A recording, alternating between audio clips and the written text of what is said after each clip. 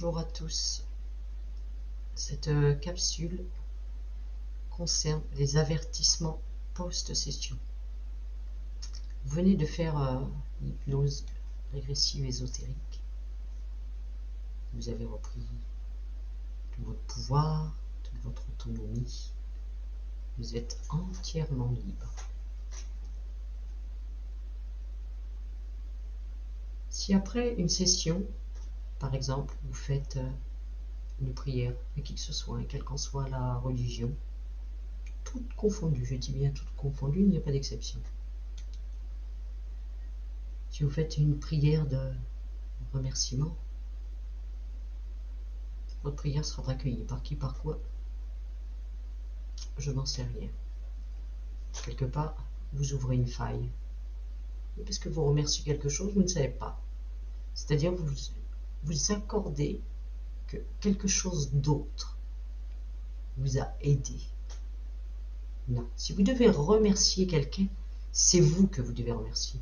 Ni même moi, ni même la télépathe, c'est vous uniquement. Si vous en êtes là aujourd'hui, c'est grâce à vous, à votre compréhension, à votre cheminement. Alors remerciez-vous vous-même. Ensuite, si vous faites des invocations ou des demandes à qui que ce soit, toujours pareil, à travers des religions, des croyances, même à travers ce nouveau New Age où on a mis tout et n'importe quoi dedans, tout a été repris. On a pioché dans toutes les religions. Si vous êtes là à invoquer ou à demander, que ce soit aux anges, aux archanges, à Bouddha, à Dieu, appelez-les comme vous voulez, les galactiques et qui vous voulez, ils viendront. Vous ne serez plus libre. Si vous demandez aussi à l'univers, parce qu'on entend parfois dire « je n'ai appelé ni rien ni personne, j'ai juste demandé à l'univers », eh bien une entité interférente vous dira « je suis l'univers, je fais partie de l'univers ». Il a raison. Tout comme vous et moi, on fait partie de cet univers. Donc ils font partie de l'univers. Vous appelez l'univers, il fait partie de l'univers, il arrive, il vient pour exaucer vos demandes, ça c'est moins certain. Pour vous asservir, ça c'est certain. Alors il y a aussi l'ancrage, ce fameux ancrage que l'on entend partout. Il faut s'ancrer à la terre.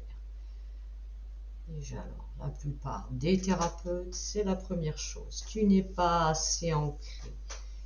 On le voit à travers leur formation, à travers leurs soins, ils ancrent les clients. Et ça, cet ancrage, ils disent, crée-toi des racines qui rentrent au cœur de Gaïa. Alors Gaïa aussi, hein. La terre c'est la terre. Hein. Gaïa c'est encore une création, ça. Mais soit. Mais cet ancrage, de vous créer des racines. Je n'invente rien, nous l'avons croisé même dernièrement dans une session, il y a très peu de temps. Une dame qui a fait un ancrage, oui, c'est créer des racines. Ce qu'elle a remonté, c'est une interférence. Voilà, c'est tout ce qu'elle a gagné. Elle n'a pas besoin d'être ancrée. Être ancré. Pourquoi s'ancrer? Ayez déjà les pieds sur terre. Voilà. C'est l'essentiel. Vous avez les pieds sur terre. C'est parfait. Pourquoi vouloir aller s'ancrer? Est-ce que vous savez ce qu'il y a dans la terre? Là-bas, au cœur. Vous allez vous ancrer dans quoi? Qu'est-ce que vous allez ramasser? Alors stoppez cet ancrage. Stoppez ça. C'est vraiment un piège par excellence aussi. Il y a aussi la méditation. Alors la méditation, je ne vous dis pas de méditer, il y en a à qui ça fait vraiment du bien, ils y trouvent un bien-être, et c'est très bien, je dirais continuer. Par contre, attention aux invitations à méditation groupée. On voit ça assez régulièrement, méditation tel soir à telle heure, pour tel objectif, telle demande. Et là, les gens, bien sûr, se disent avec une belle intention, j'y vais On va être un paquet de conscience, et plus on a, et plus ce sera, plus on sera, et plus ce sera puissant. Eh bien, ces méditations groupées, ça crée des égrégores. Un égrégore, ce n'est plus ni moins un filet de pêche. Voilà, pour comparer. Si vous êtes à la pêche au filet, vous prenez plusieurs poissons. Si vous êtes à la pêche à la canne, vous n'en prenez qu'un. Et bien là, dites-vous que pour les entités interférentes, pour avoir une bonne pêche, mieux vaut prendre un égrégore. Voilà, ils ont fait une bonne pêche. Et vous, vous étiez parmi cette méditation. Alors vous voulez méditer? Oui. Méditez seul. Faites-vous votre propre méditation. Il y a aussi les rituels. Alors les rituels à la lune, les rituels au soleil. On entend tout. De l'eau de lune. Ça part dans tous les sens. Et la lune, qu'est-ce qu'il y a derrière? Qu'est-ce qu'on en sait? Vous le voyez, vous, derrière, ce qu'il y a? Vous savez c'est quoi cette lune? Pourquoi avoir besoin d'autre chose? Pourquoi toujours vouloir aller chercher quelque chose à l'extérieur de soi? Vous avez tout en vous. Les rituels aussi, de solstice d'été, solstice d'hiver, où les personnes se regroupent. Et là, vous vous réunissez autour d'un feu. Chacun apporte un peu à manger pour passer une belle soirée et arriver avec ses belles intentions. On a des expériences. Et puis là, dans ces solstices, il y a toujours des demandes de fête, des intentions, tout simplement, groupées. Voir chacun invoque sa propre intention pour ce nouveau passage. Et là, tout ce que vous faites, c'est que vous ouvrez des portails. Il faut que ce soit clair, c'est vous qui les ouvrez, des portails. Vous ne savez pas ce qu'il y a derrière. Je peux vous assurer que ce n'est pas lumineux, tout sauf lumineux. Mais ça, c'est vous qui les ouvrez. Les entités attendent derrière. Eux, ils attendent. C'est vous qui ouvrez la porte. Vous ne savez pas ce que vous allez accueillir. Et il y a aussi, par exemple, les lieux dits où il se passe des miracles. Il y a des plus grands exemples, Lourdes par exemple. Voilà, les gens vont à Lourdes. Je veux bien concevoir, on a mal, on a des douleurs, on a des maladies, des choses très pénibles à vivre. Et dans ces lieux qui, soi-disant, se produisent des miracles. Alors je ne vous dis pas de ne pas aller à Lourdes, vous avez envie d'y aller, pourquoi pas.